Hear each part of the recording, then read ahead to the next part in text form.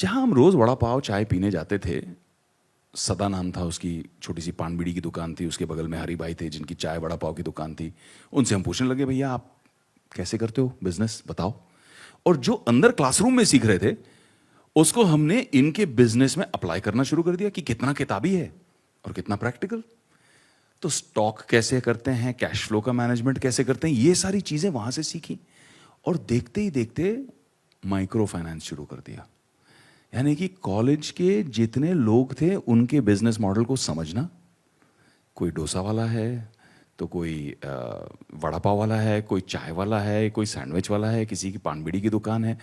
इन सब का मॉडल समझ समझ के इनको फाइनेंस करना और एक हेल्थी वे में प्रॉफिट शेयर लेना, ना कि उस जमाने में जो होता था 7-8% पर मंथ चार्ज करते थे इनफॉर्मल फाइनेंसिंग, क्योंकि फॉर्मल फाइनेंसिंग तो थी ही नहीं, बैंकिंग थी ही नहीं।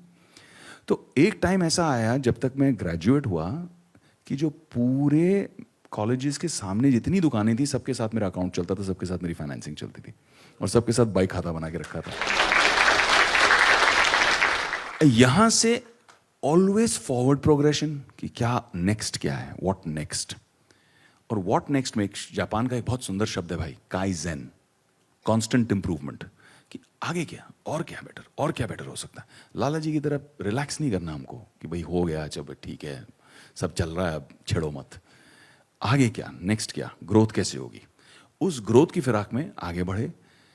स्टॉक्स एंड शेयर्स का बड़ा इंटरेस्ट आया, स्टॉक लगाए, लोगों के कहने पे टिप विप किए, और 17 साल की उम्र में 32 लाख रुपए का लॉस किया। ऐसा लग रहा था हाय हाय, वो फिल्मों में चूड़ियां उड़ियां तोड़ते ना, वैसे लग रहा था मुझे कि ये क्या हो गया, मेरा पूरा कैपिटल इरोड हो गया भैया। जितनी मेहनत करके इतना कुछ किया था, क्रिएट कमाया था, इतना मल्टीप्लाई किया था, वो सब खत्म हो गया। I lost a lot of money.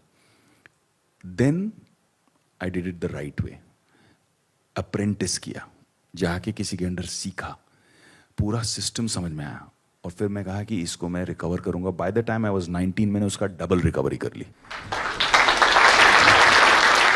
Commodities में जाके काम किया, बट इस टाइम सोच समझ के पहले जाके अप्रेंटिसशिप की, कोई ईगो नहीं, नौकरी की तरह जाके वहां पे मेहनत की, समझा, सीखा, फिर कमोडिटीज का मार्केट समझ के उसमें कैसे कमाए।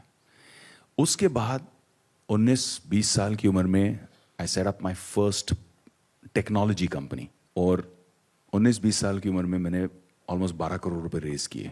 तो ग्रोथ इस तरह से हुई लाइफ में।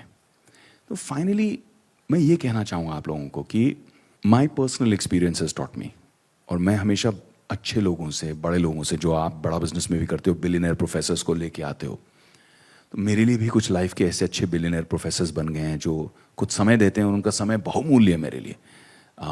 मैं अभी रिसेंटली मुकेश भाई अंबानी से मिला, और जब भी उनसे मिलता हूं तो वो हमेशा कुछ ऐसी बात करते हैं जिसका कोई इल्म ही नहीं है मुझे, कोई नई टेक्नोलॉजी, कोई नया फ्यूचर।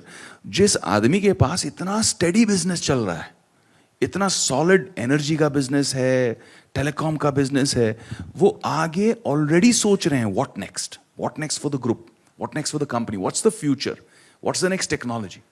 इस तरह का एक्सपोजर मिलना बहुत अच्छा है।